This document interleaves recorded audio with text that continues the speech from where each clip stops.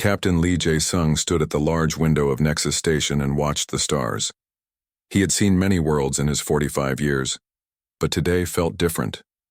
Today might be the last time humans tried to make peace with the Vakari Empire. The station was huge, floating in space around a planet called Kepler 442b.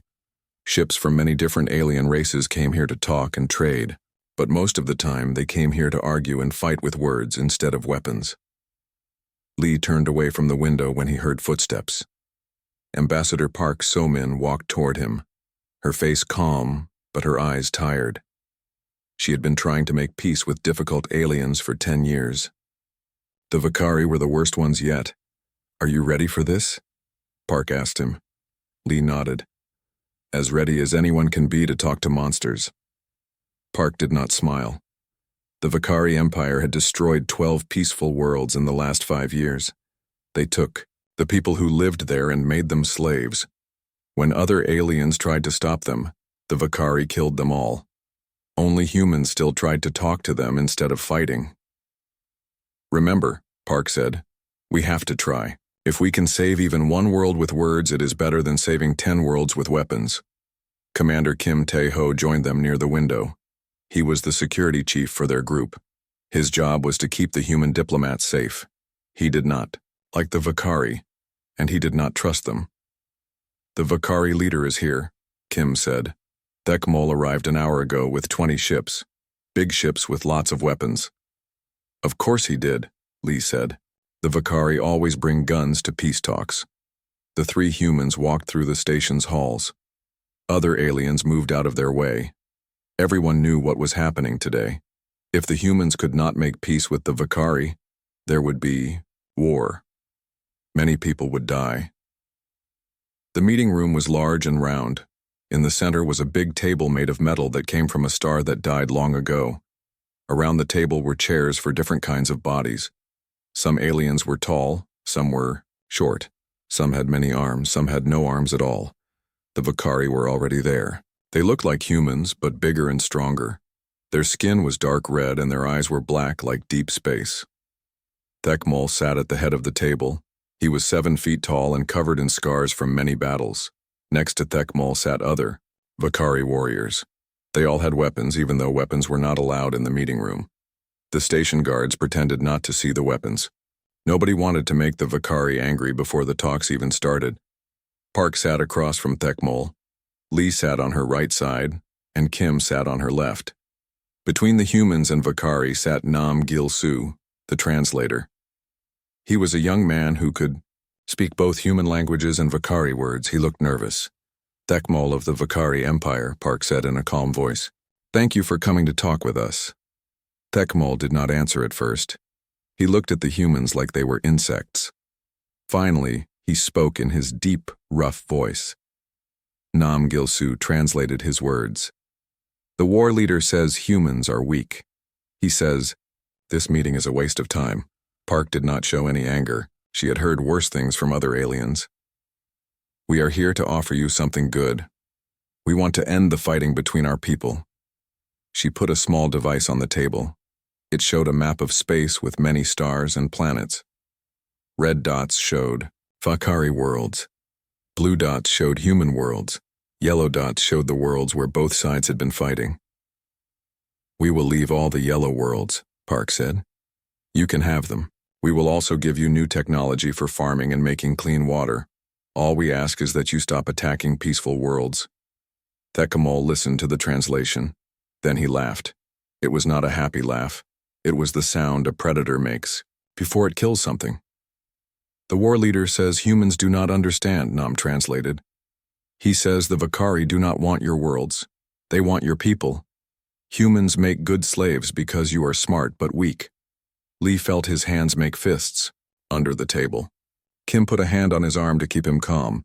Park kept talking. "We offer you friendship instead of slavery. We can trade with you. We can share knowledge.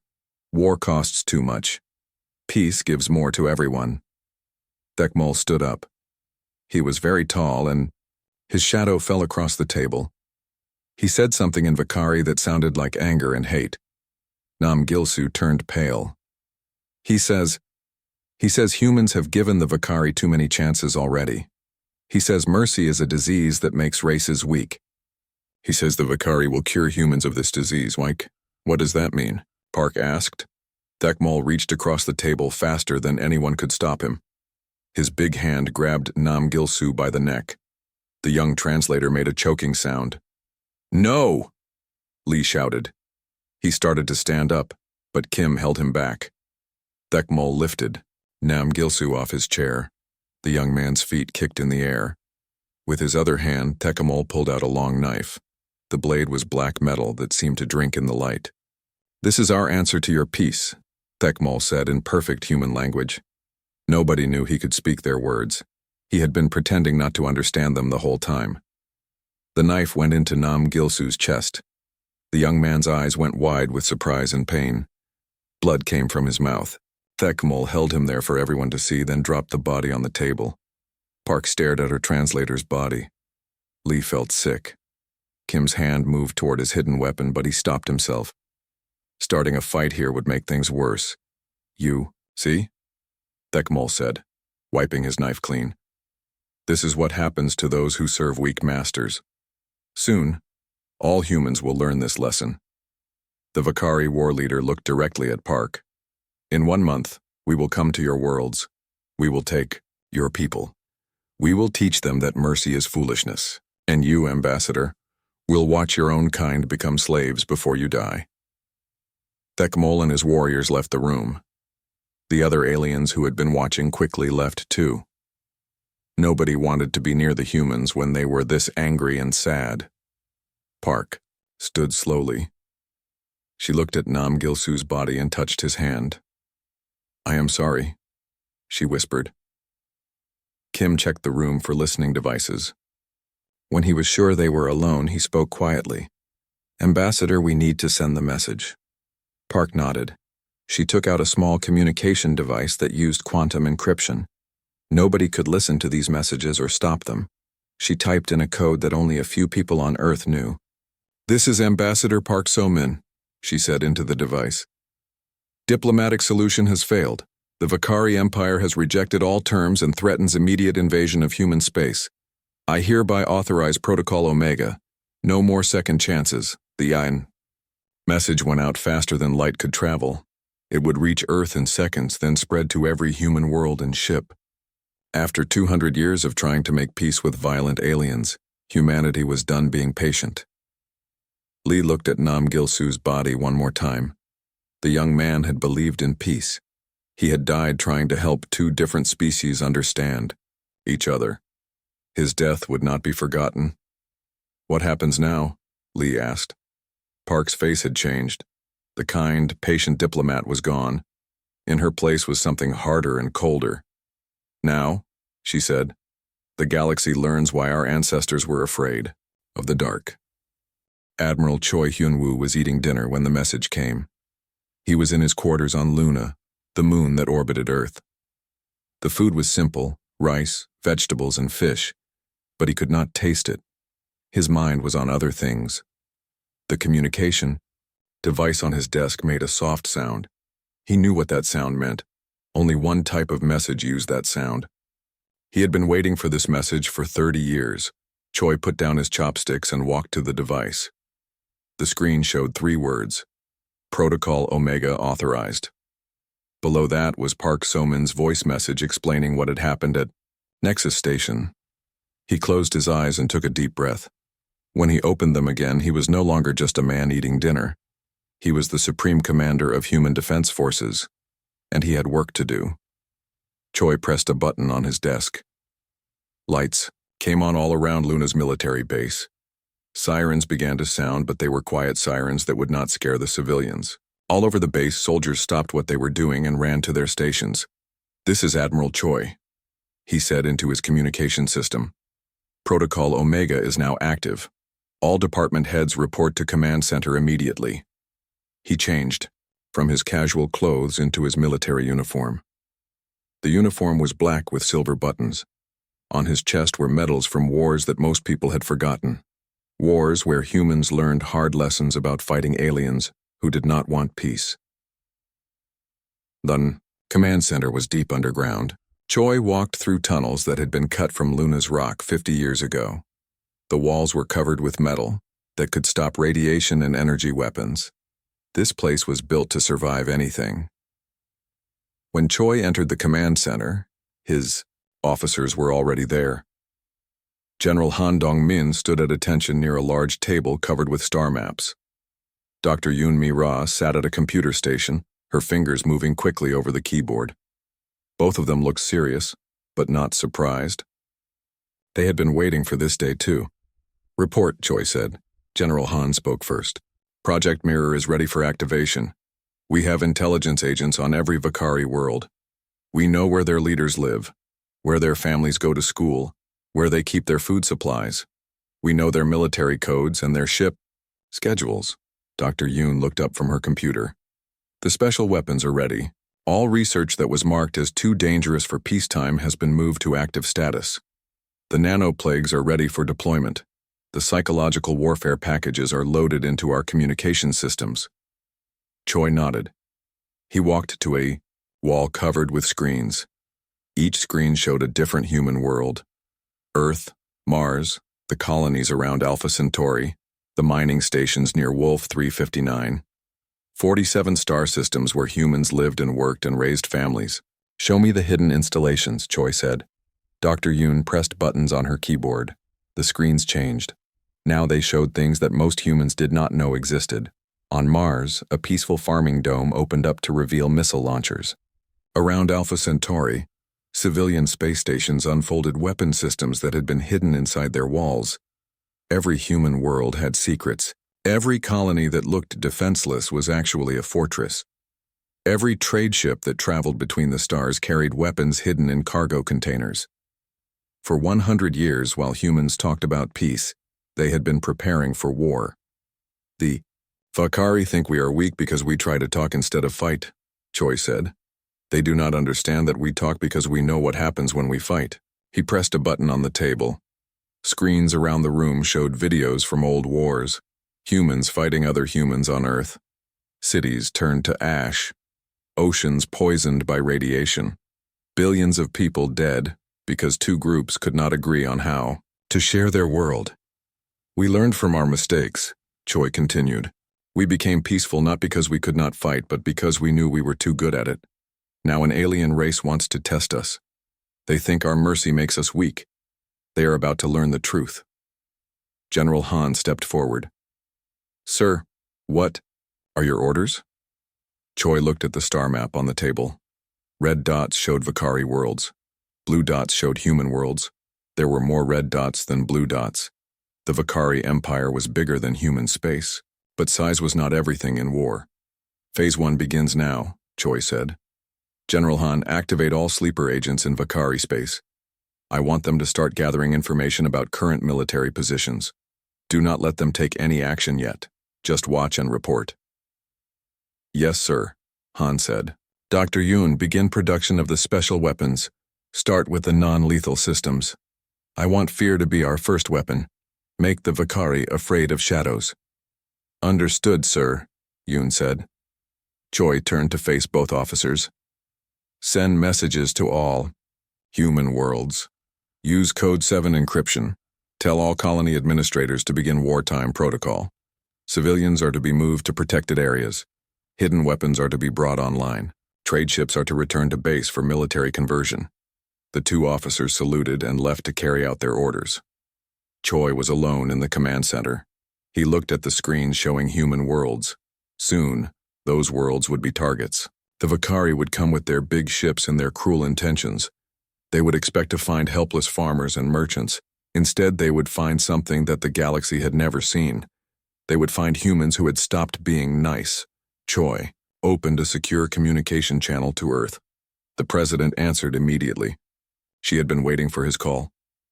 "Madam President," Choi said. "The diplomatic corps has failed. Ambassador Park has authorized Protocol Omega. I am requesting permission to activate all military systems." The president was quiet for a moment. She was a grandmother who had spent her life working for peace between different human groups. But she was also a leader who understood that sometimes peace could only be kept through strength. Permission granted, Admiral, she said. Do what you must to protect our people. Thank you, Madam President. I promise you that when this is over, no alien race will ever again mistake human kindness for weakness. The communication ended. Choi began sending orders to secret bases throughout human space. On Earth, underground factories started making weapons that had only existed in computer belts. On Mars, hidden training facilities opened their doors to volunteers who wanted to fight for their families. In the asteroid belt between Mars and Jupiter, mining stations revealed their true purpose. They had not been mining metal for building materials. They had been mining metal for weapons. Weapons so powerful that they could crack moons. Around other stars, human colonies that had seemed helpless began to change. Farms became military bases. Schools became training centers. Even the children learned new lessons: how to hide, how to fight, how to survive when monsters came from space. The Vakari had given humanity 30 days before they would attack. They thought 30 days was not enough time for humans to prepare. They were wrong. Humans had been preparing for this day for 100 years. Now they just had to wait for their enemies to come close enough. Dr. Yoon returned to the command center with a report. Admiral, the psychological warfare systems are ready. We can make the Vakari hear voices in their communication systems. We can make their computers show them things that are not there. We can make them afraid to sleep. Good, Choi said. What about the nanoplagues? Ready for deployment. They will not kill Vakari, but they will make them very sick. Sick enough that they cannot fight well. The nanoplagues are designed to spread through Vakari air systems. One infected ship can spread the plague to an entire fleet. General Han came back with his own report. All sleeper agents have been activated. We have people watching every major Vakari military base. Some of our agents have been living as Vakari citizens for 10 years. The Vakari do not know we are there. Choi smiled for the first time that day. It was not a happy smile. It was the smile of a hunter who had been patient for a long time and was finally ready to catch his prey. Send a message to all human worlds, Choi said. Tell our people that the time for mercy has ended. Tell them that we will show the galaxy why humans are the most dangerous species in known space. Tell them that we do this not because we love war, but because we love peace too much to let monsters destroy it. The orders went out across human space faster than light.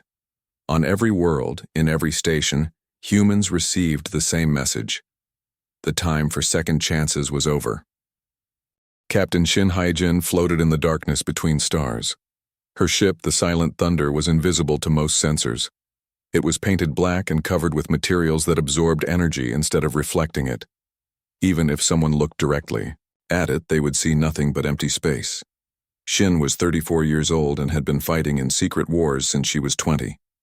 She specialized in guerrilla warfare, the kind of fighting where you hit your enemy when they did not expect it, then disappear before they could hit you back. Captain, said her weapons officer, Lieutenant Kang Yunji, we have 3 Vakari patrol ships approaching our position. They do not know we are here. Shin looked at the display screen in front of her.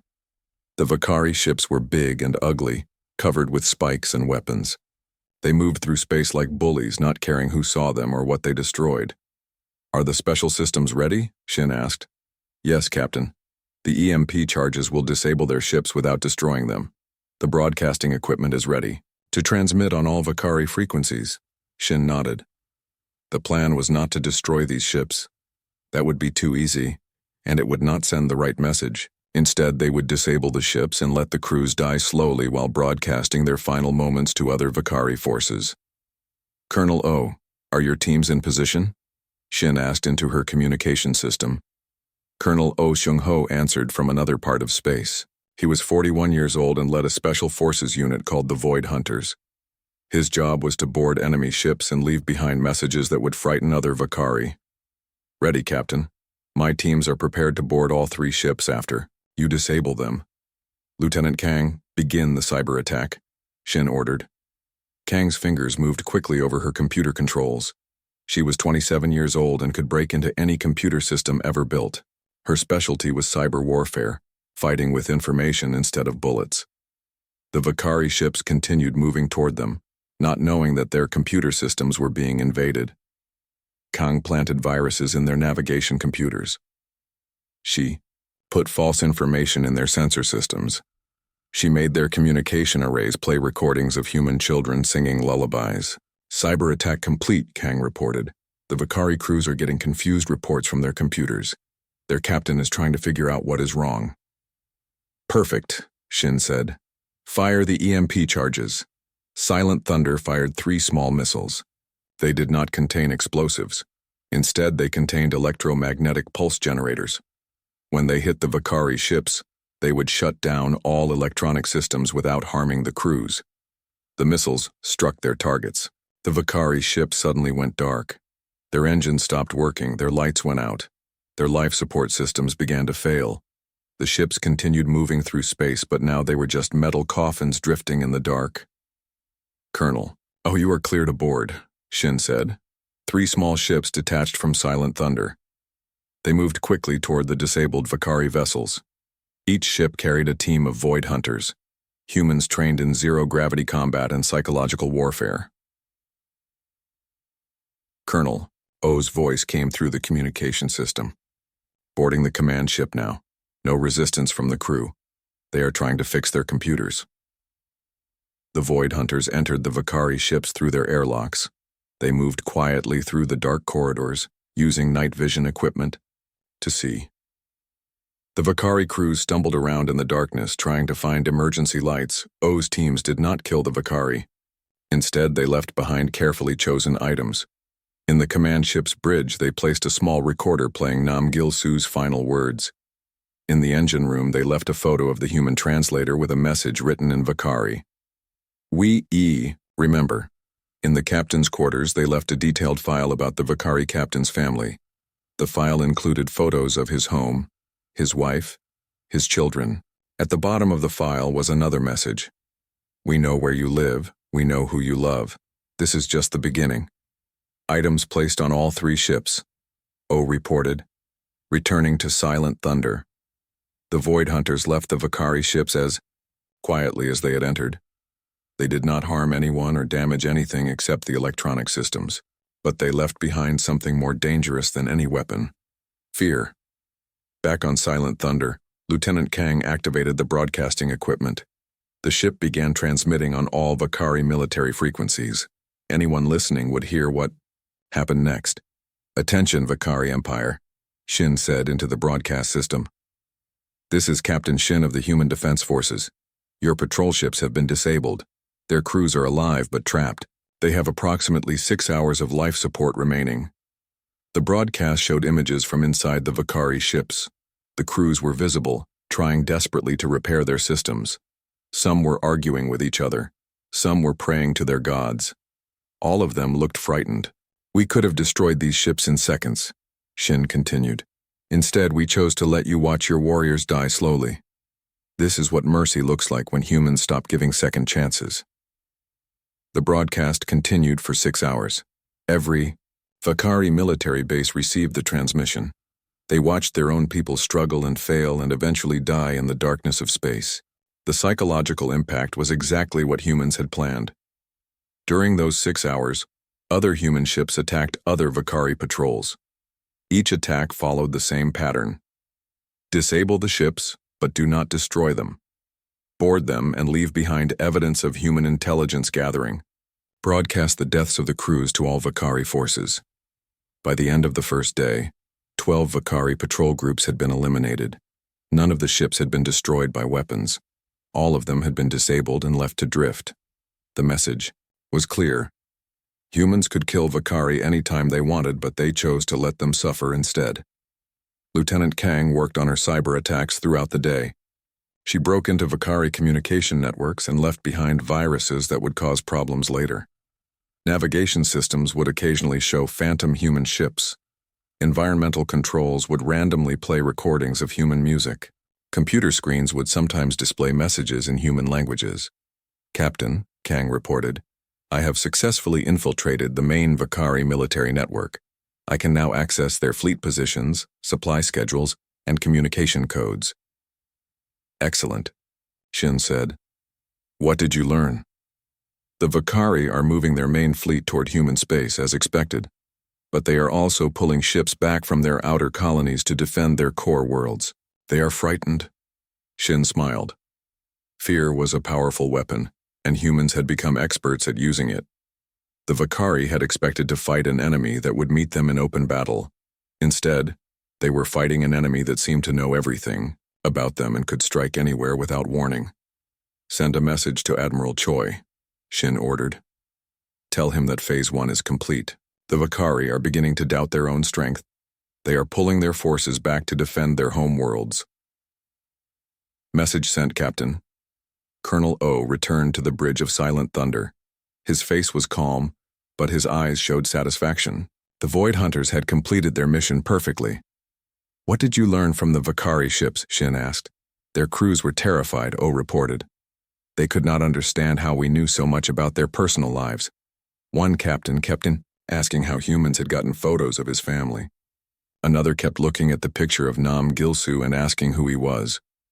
Good. Fear will spread faster than any disease. When the Vakari fleet reaches human space, they will already be defeated in their minds. Over the next week, human forces continued their attacks on Vakari patrols. Each attack was more sophisticated than the last. Kang's cyber viruses spread throughout Vakari computer networks, causing equipment failures and false alarms. O's Void Hunters left behind increasingly personal messages, showing that humans knew intimate details about Vakari lives. The most frightening part for the Vakari was that humans never killed anyone who surrendered. Instead, they captured Vakari prisoners and treated them with perfect kindness. The prisoners received excellent food, comfortable rooms, and medical care. But they also received detailed files about their homeworlds and families. No threats were made. No harm was done. But the message was clear. Humans could destroy everything the Vakari loved, whenever they chose to do so.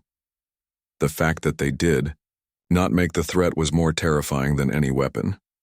Captain, Lieutenant Kang said, I am receiving reports from our intelligence network. Vakari morale is collapsing. Some of their ships are refusing orders. Others are deserting and trying to flee to neutral space. How many ships has the Vakari fleet lost to desertion? Shin asked.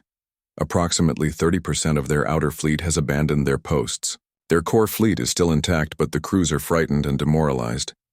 Shin looked at the star map on her display screen. The Vakari core fleet was still coming toward human space, but it was smaller than before and moving more slowly. The enemy was learning to fear the darkness between stars, just as humans had planned. Send another message to Admiral Choi, Shin said. Tell him the enemy is ready for Phase 2. Fleet Admiral Bae Jun-ho stood on the bridge of his dreadnought and watched Thalok Prime grow larger on the main screen. The Vakari homeworld was beautiful from space. Blue oceans, green continents, white clouds. It looked peaceful, like a world where nothing bad had ever happened. But Bae knew better. This world was the heart of an empire that had destroyed dozens of peaceful planets. Billions of innocent people had died because of orders that came from this beautiful world. Admiral, said his communications officer, we are receiving messages from the Vakari Defense Fleet. They are demanding that we surrender. Bae was 49 years old and had been fighting wars since he was young. He had learned that the best way to win a battle was to make the enemy surrender before the fighting even started. How many ships do they have? Bae asked. 237 vessels, sir. Battleships, cruisers, and destroyers. They outnumber us more than 200 to 1. Bae nodded.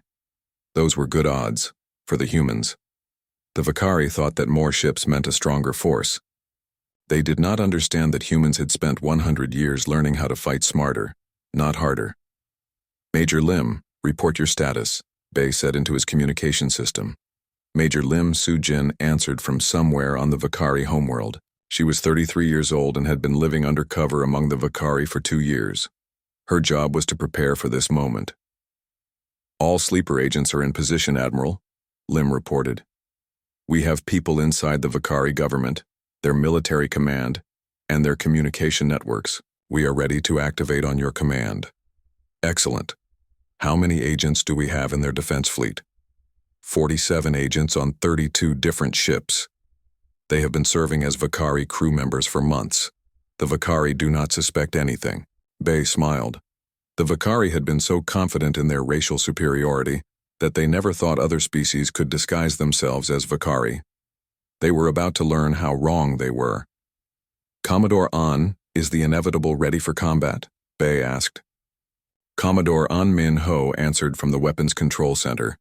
He was 44 years old and specialized in siege warfare, the kind of fighting used to capture heavily defended positions.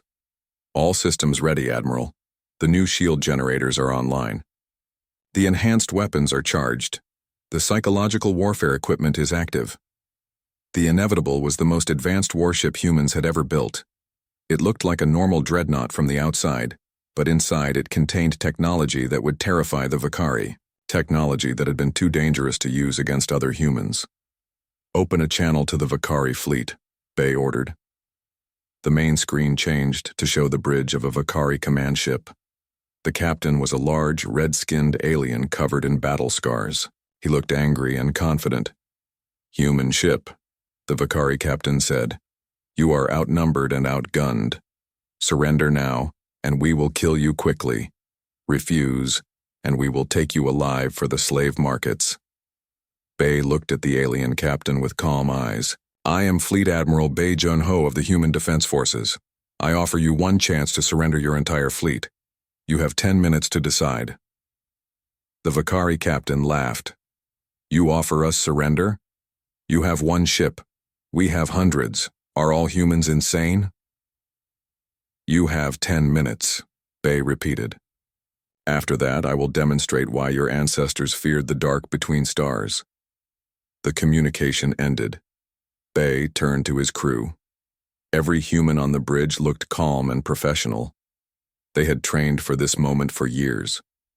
Major Lim, activate all sleeper agents, Bay ordered. Activating now, sir. Throughout the Vakari defense fleet, humans who had been pretending to be Vakari suddenly revealed themselves. They had spent months learning Vakari culture, Vakari language, and Vakari military procedures. Some had even undergone surgery to look more like Vakari.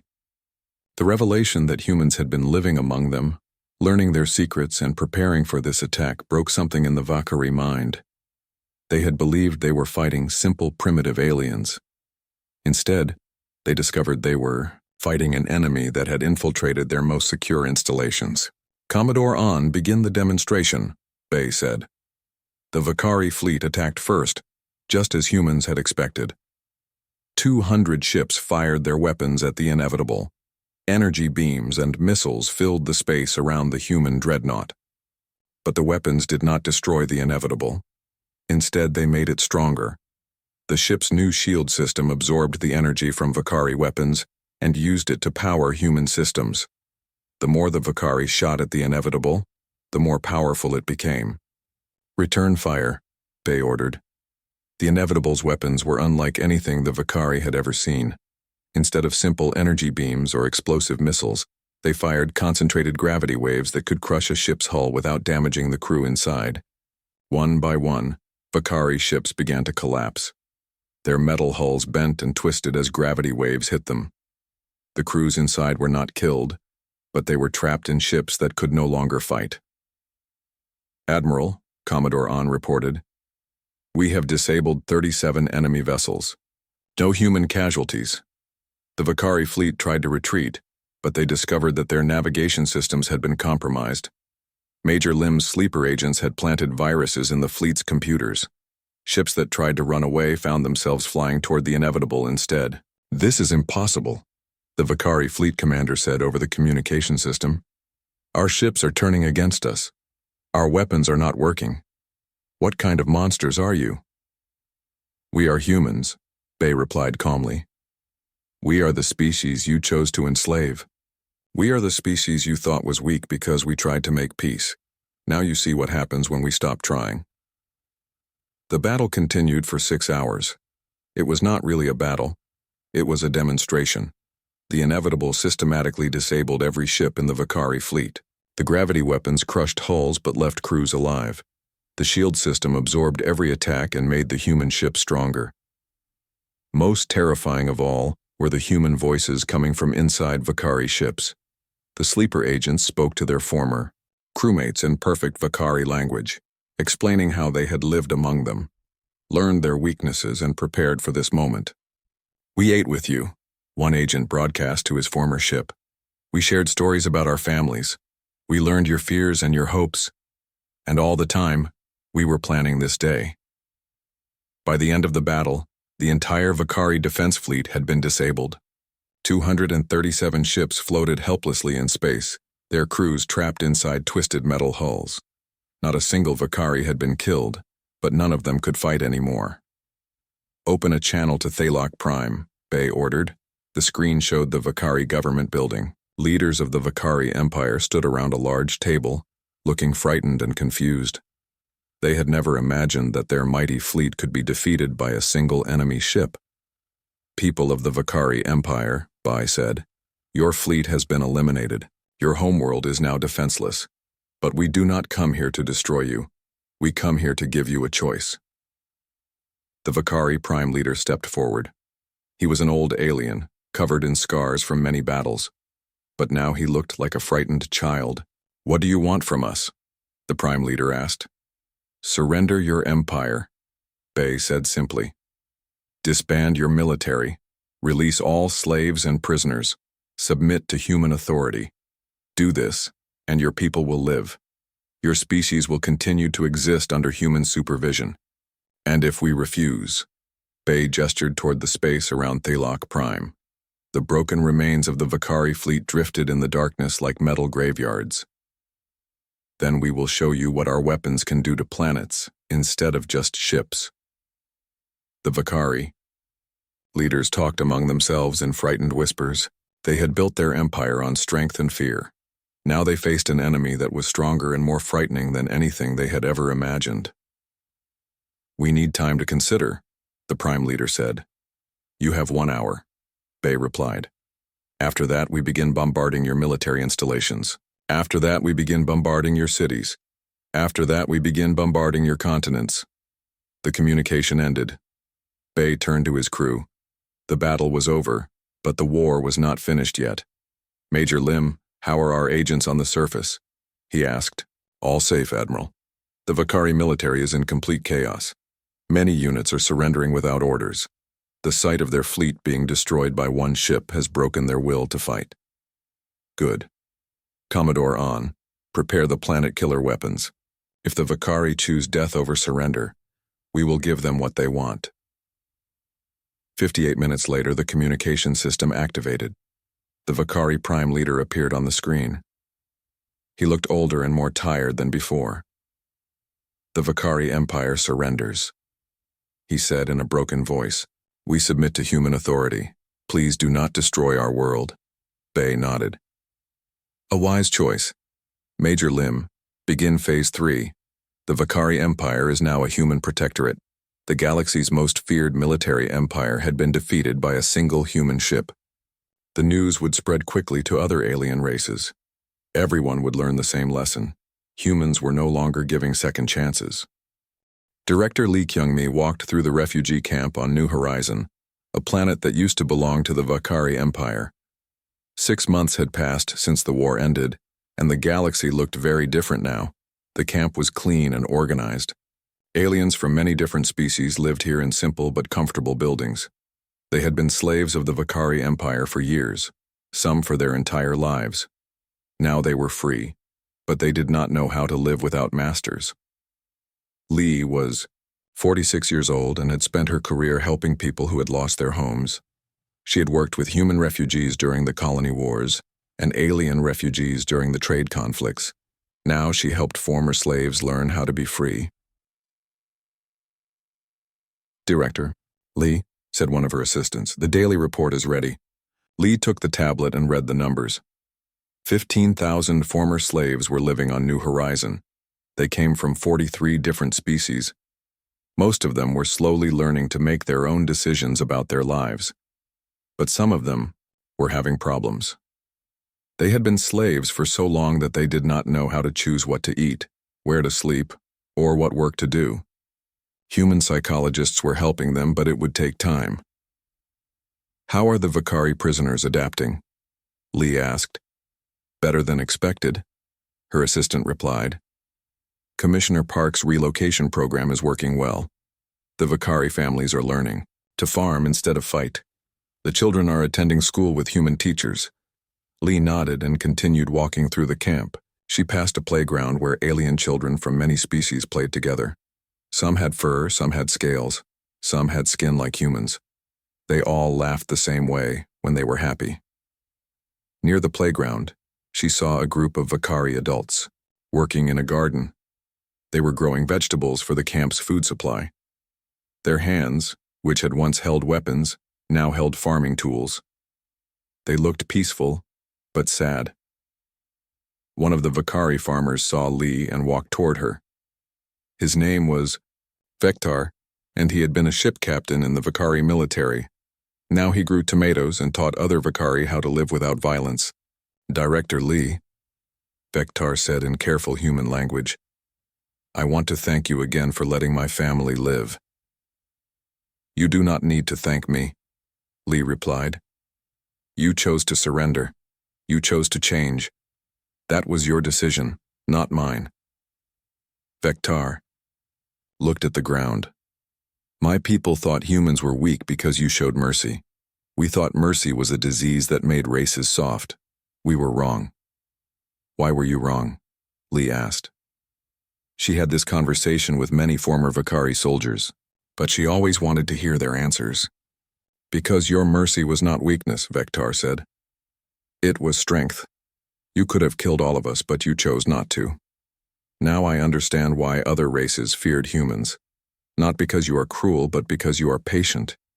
You wait and watch and learn. And when you finally act, nothing can stop you.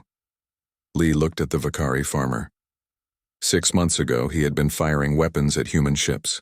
Now he was growing food to feed former slaves. The change was remarkable, but it was not complete. Do you miss your old life? She asked. Vektar was quiet for a moment. I miss feeling strong. I miss believing that my people were the greatest, warriors in the galaxy. But I do not miss the fear.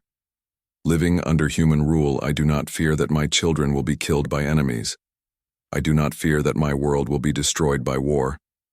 Humans protect what they control. Lee left the garden and walked to the camp's communication center. Her assistant was waiting with another report. Director, we have received a message from Commissioner Park Jinwoo on Vakari Prime. The main relocation program is ahead of schedule. Lee read the message on her tablet. Commissioner Park was 40 years old and specialized in social engineering, the science of changing how large groups of people think and behave. The message said that most Vakari had accepted human authority. The former empire's population was being moved to 3 agricultural worlds where they would learn to live peacefully. Vakari children were being educated in human schools where they learned different values than their parents. What about resistance? Movements, Lee asked. Very few, her assistant replied. Only 12 incidents of rebellion in the past month, and all were handled without violence. The Vakari seemed to understand that resistance is pointless. Lee was not surprised. Humans had not conquered the Vakari Empire through superior numbers or better weapons. They had conquered it through superior psychology. The Vakari now understood that humans knew everything about them and could predict their actions before they made them. A communication alert sounded. Lee activated the main screen and saw Captain Song Haewon calling from her patrol ship in the former Vakari territories. Director Lee, Captain Song said, we have a situation that requires your attention. Song was 35 years old and commanded a patrol fleet that kept order in the space that used to belong to the Vakari Empire. Her job was to make sure that other alien races understood the new rules. What kind of situation? Lee asked. A Zilani trade fleet is requesting permission to enter former Vakari space. They say they want to establish new trade routes now that the Vakari are gone. Lee thought about this. The Zilani were a peaceful species that had been bullied by the Vakari for decades. Now they wanted to reclaim territory that had been taken from them. Are they armed? Lee asked. Yes, but only with defensive weapons. They seemed genuinely interested in trade, not conquest. Grant them permission, Lee decided, but assign escort ships to monitor them. We want other species to know that human space is open for peaceful business. Understood, Director. The communication ended. Lee looked out the window at the refugee camp. Aliens from dozens of species were working together, learning together, living together in peace. It was not perfect, but it was better than the slavery and fear they had known under Vakari rule. Her tablet chimed with another message. This one was from Earth, from Ambassador Park So-min. Park was now the Director of Interspecies Relations, responsible for managing humanity's relationships with all alien races. The message said that representatives from 47 different species had requested meetings with human diplomats. Some wanted to establish trade agreements. Others wanted protection from aggressive neighbors. All of them wanted to make sure they would not become enemies of humanity. Lee smiled. 6 months ago, most alien races had thought humans were weak because they preferred diplomacy to warfare. Now those same races were desperate to become human allies. She walked to her office and activated the communication system. The screen showed Nexus Station, which had been rebuilt after the war. The station was bigger now and busier. Ships from all over the galaxy came there to meet with human representatives. Ambassador Park appeared on the screen. She looked older than she had 6 months ago, but also more confident. The death of Nam Gilsu had changed her, just as it had changed all of humanity. Director Lee, Park said, how are the relocation programs proceeding? Very well, Lee replied. The former, slaves, are adapting to freedom. The Vakari are adapting to peace. Both groups are learning to live under human protection. Excellent. I wanted to inform you that we will be hosting a major diplomatic conference next month. Representatives from every known species will attend. What is the purpose of the conference? To establish the new galactic order, Park said simply. To make it clear that humans now control this region of space, and to explain the rules that all species must follow. Lee understood. The conference would not be a negotiation between equals. It would be a meeting where humans told other species how things were going to work from now on. What are the rules? Lee asked. Simple ones, Park replied. No species may attack or enslave another species. All disputes must be resolved through human arbitration. Any species that threatens peace will be dealt with by human forces. In exchange, all peaceful species will receive human protection and access to human technology. It was a good system, Lee thought. Not democratic, but fair. Humans would rule through strength and wisdom, not through cruelty or greed. Ambassador, Lee said, do you think we made the right choice when we stopped giving second chances? Park was quiet for a moment. Behind her, Lee could see the memorial wall where Nam Gilsu's name was written along with thousands of other humans who had died believing in peace. The Vakari taught us something important, Park finally said. They taught us that some people see mercy as weakness and kindness as stupidity. They taught us that sometimes the only way to protect innocent people is to be stronger than the monsters who want to hurt them. But do you think we became monsters ourselves? No, Park said firmly. Monsters kill for pleasure. We killed for necessity. Monsters rule through fear alone. We rule through strength guided by justice. The galaxy is safer now because humans are no longer giving second chances to those who do not deserve them. The communication ended. Lee sat in her office and thought about the past 6 months. The war had been terrible, but it had been necessary. Now former slaves were free, former conquerors were learning peace, and the galaxy was more stable than it had been in centuries. She looked out her window again at the refugee camp. Alien children were playing games while their parents worked and learned. In the distance, former Vakari soldiers tended gardens and built houses instead of weapons, and warships